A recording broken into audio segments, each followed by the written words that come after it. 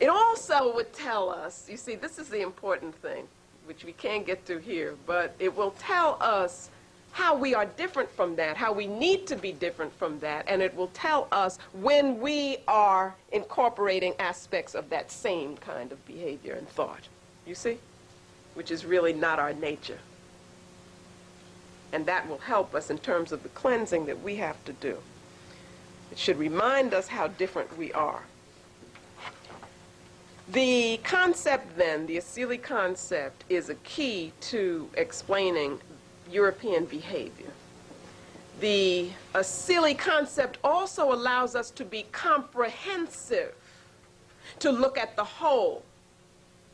The nature of the Asili, that is the European Asili, which is seeking power, European power over other, is always the context for interpretation or analysis of European behavior. Again, the nature of their Asili must always be the context for understanding their behavior. That's simple, it's a rule of thumb, and it's basic to this, this study that we're about to do. The Asili concept particularizes Europe. It does not allow them to hide behind universalism, which is discussed in chapter 10 and in the conclusion and throughout the book. What it does is to reveal European nationalism, European political interest, and European ideology.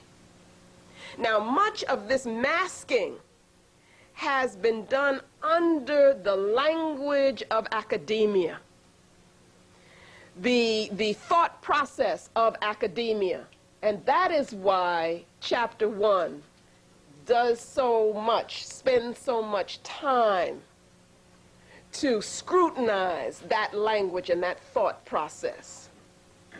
You see, also why it is difficult, because it has got to wean us away from things that we have come to assume because of our training in that thought process, which happens not only at the so-called higher levels of learning.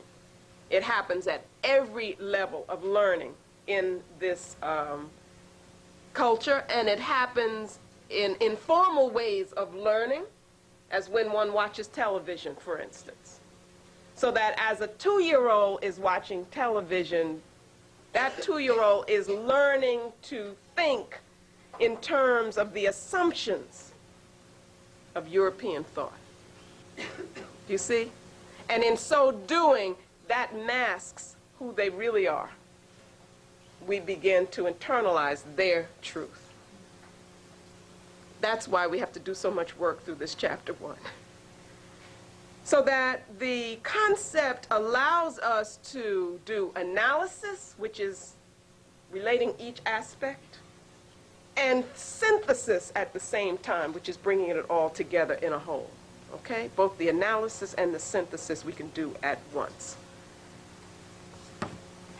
The thesis here, or one aspect of the thesis, is that if we place an ideological focus on our study of the culture, that what will be revealed is how the culture is really a single, monolithic power machine.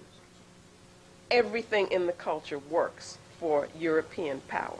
But that comes when we put an ideological and political focus in our thinking.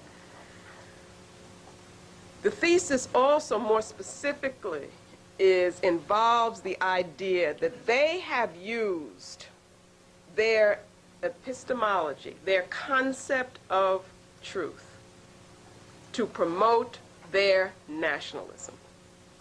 They have used their concept of truth to promote their nationalism.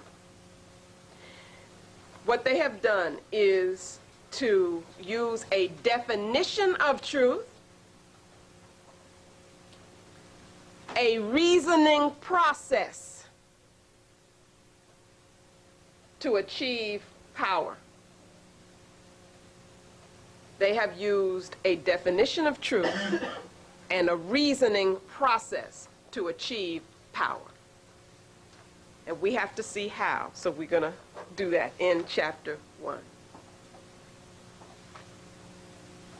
They've done this, they've used this definition and this process in this way, but then said to us that they were being universal. And they used the terms of a phony universalism.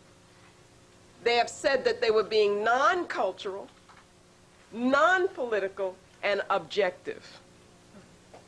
Okay? That's what they've said.